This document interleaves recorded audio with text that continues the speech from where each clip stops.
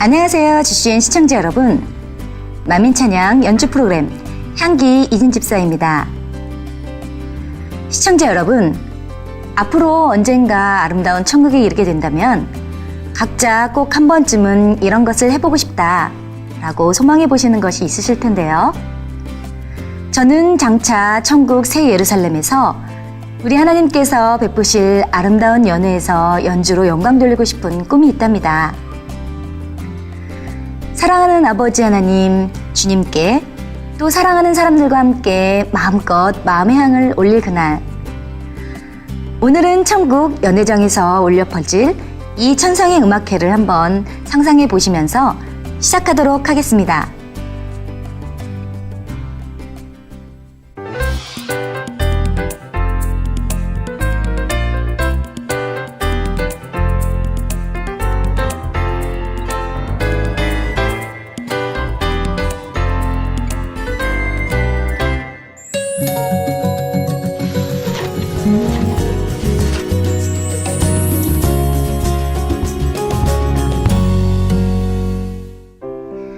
GCN 방송 시청자 여러분, 새해 첫날 우리 시청자 여러분들이라면 새해 가장 첫 시간을 아버지 하나님께 드리는 송구영신 예배로 드리시겠지요.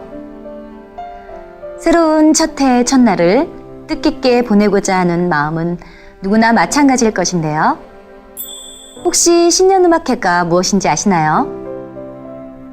신년음악회는 음악의 도시 비엔나에서 유래한 음악회인데요. 새해 첫날 낮 12시에 비엔나에서 열리는 음악회로 약 70여 년 전부터 지금에 이르기까지 매년 1월 1일마다 열리는 음악회라고 합니다. 처음에는 전쟁에 지친 오스트리아 국민들을 위로하고 또 왈츠 음악을 연주하며 민족성을 확립하고자 만들어진 음악회였다고 하는데요. 지금은 세계적인 음악회로 자리를 잡아 전 세계의 음악 애호가들에게 사랑받고 있는 음악회입니다. 저희들도 새해를 맞아 작은 음악회를 마련해 보았는데요. 이와 함께 오늘은 어떻게 하면 더 음악을 잘 감상할 수 있는지에 대해서도 몇 가지 알려드리도록 하겠습니다.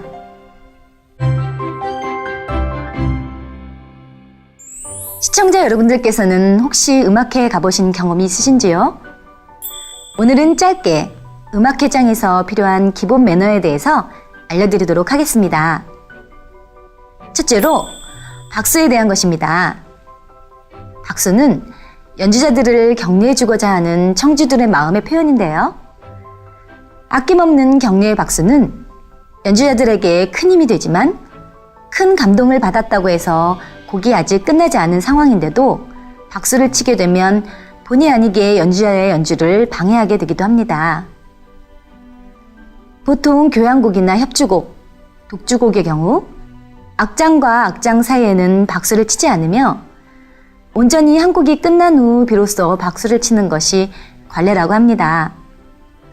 그 외에도 오페라나 연극, 발레의 경우는 막이 내린 후 박수를 치게 됩니다. 제일 좋은 방법은 연주자가 연주를 다 마치고 인사를 할 때 치시면 가장 좋겠지요.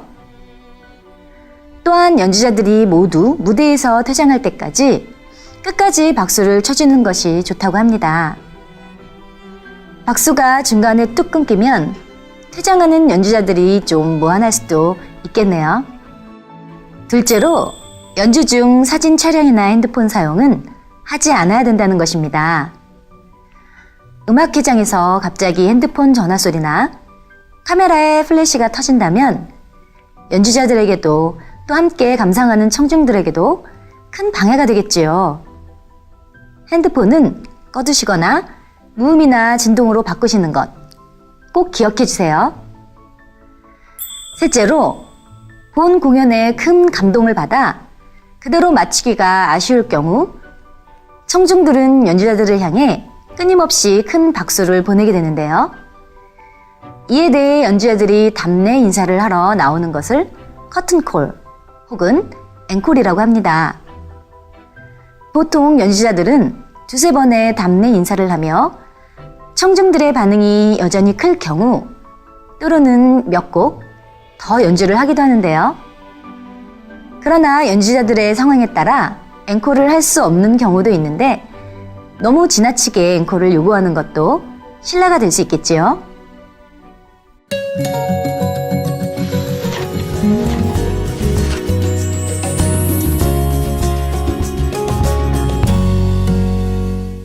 오늘은 스튜디오에 저와 함께 연주해줄 연주자분들을 초대했는데요. 만민중앙교회 예능위원회 소속 현악 앙상블 팀인 미라클입니다. 저도 함께 활동하고 있는 팀이기도 한데요. 안녕하세요. 안녕하세요.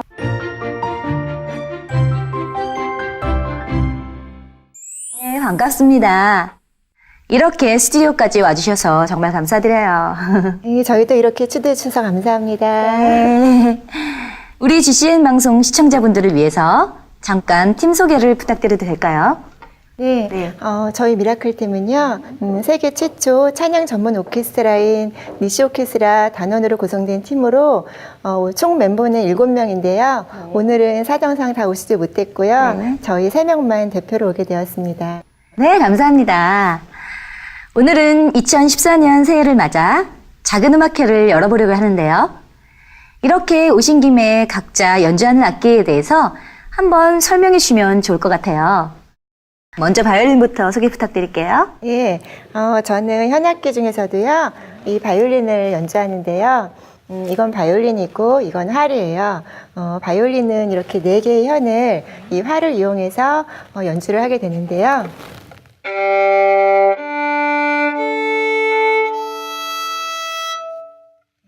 그래서 바이올린은 주로 오케스트라에서 고음부를 담당을 해요. 그리고 소리가 화려하고 이렇게 여러 가지 주법이 있는데요. 현을 튕기는 피치카토 주법이라는 것도 있고요.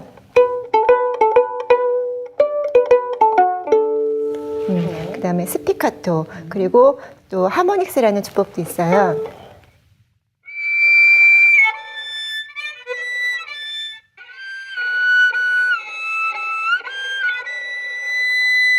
네, 이런 주법도 있습니다. 여러 가지 수법이 있네요. 그러면 악기 크기대로 그 다음 순서 비올라 이지영 비올리스트가 한번 해주시겠어요? 네, 저는 비올라를 연주하고 있는데요. 네. 비올라는 성악에서 메조 소프라노나 엘토처럼 중음의 음역을 감당하고 있습니다. 네. 그래서 오케스트라나 실내악에서 내성을 채워주는 역할을 해요. 현악기는 악기 크기와 음역이 좀 상관이 있거든요. 바이올린처럼 작은 악기는 고음을 내고요. 네. 또 첼로처럼 큰 악기는 저음을 내고요. 더블 베이스는 더 저음을 내죠. 비올라는 음역이 바이올린보다 5도 낮게 튜닝을 하고요. 네. 또 첼로보다는 한 옥타브 높게 튜닝이 됩니다.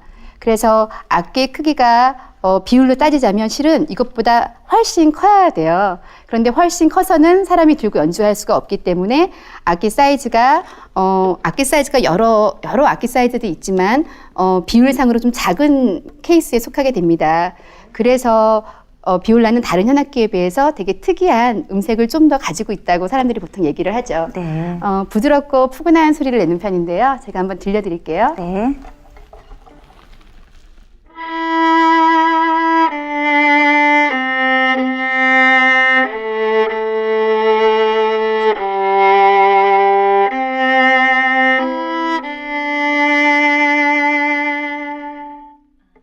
부드럽죠? 예, 너무 좋은데요. 그러면 비올라는 첼로랑 바이올린 사이에 껴서 음악을 더 조화롭고 아름답게 만들어주는 중요한 역할을 하고 있네요. 네. 네. 그다음 우리 첼리스트 박희진 첼리스트께서 설명해 주시겠습니다.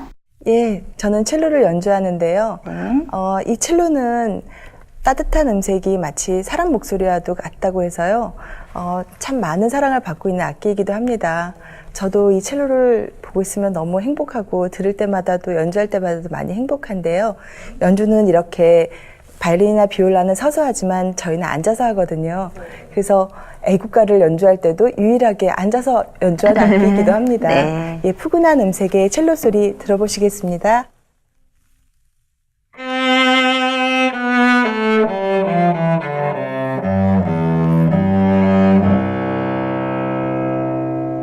와, 멋진데요? 네, 좋은 설명 너무 감사합니다. 이렇게 가까이 악기를 볼 수 있어서 재밌고 좋은데요. 그럼 이번에는 앙상블, 즉 합주에 대해서 알아보도록 하겠는데요. 저희 미라클 팀이 몇 가지 연주해드리면서 설명드리도록 하겠습니다. 먼저 이중주에 대해서 설명드리도록 하겠는데요. 이중주란 두 개의 악기만으로 이루어진 합주를 말하며 통상적으로 독주에 적합한 멜로디 악기와 이를 반주하기 위한 악기가 함께 연주하게 됩니다. 한번 들어보실까요? 바이올린하고 피아노랑 둘이 연주해 보겠습니다.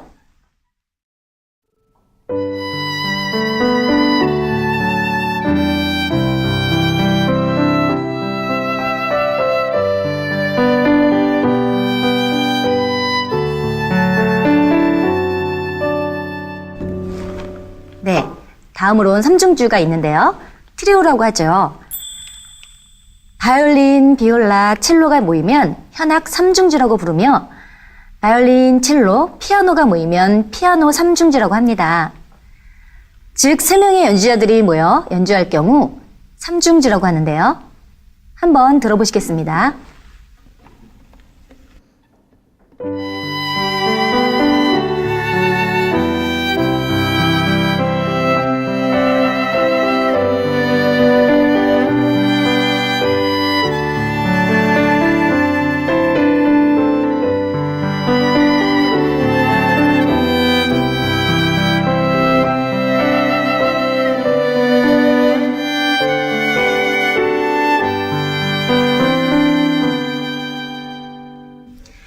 네, 마지막으로 사중주, 퀄텟이라고 하는데요. 바이올린 2대와 비올라, 첼로가 모이면 현악 사중주라고 하며 바이올린, 비올라, 첼로, 그리고 피아노가 모이면 피아노 사중주라고 합니다.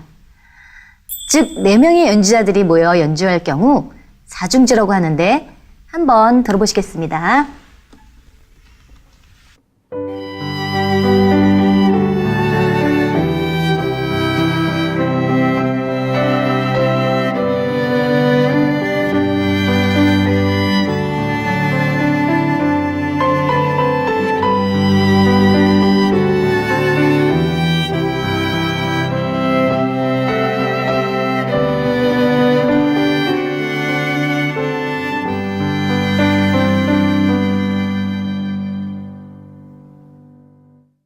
네, 아까보다 더 풍성한 소리가 나지요. 그 외에도 5중주 퀸텟, 6중주 식스텟 등의 합주 형태가 있습니다.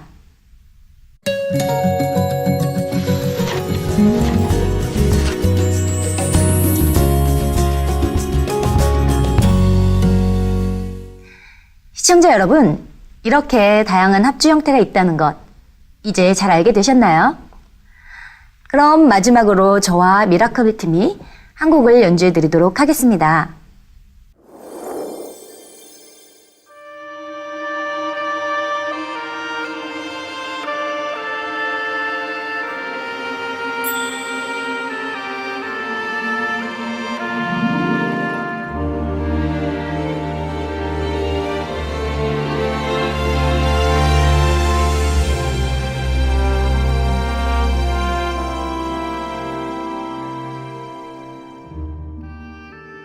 오늘 연주해 드릴 곡 만민찬양 83장 하나님의 연애는 아버지 하나님께서 지난 2010년 3월 11일에 주신 곡입니다.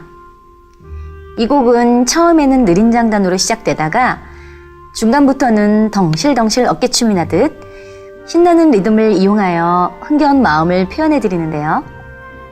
앞으로 천국 새 예루살렘에서 열릴 아버지 하나님께서 베풀어 주실 아름다운 연애, 그곳에서는 아름다운 음악도 흥겨운 춤도 마음껏 즐겨볼 수 있겠지요.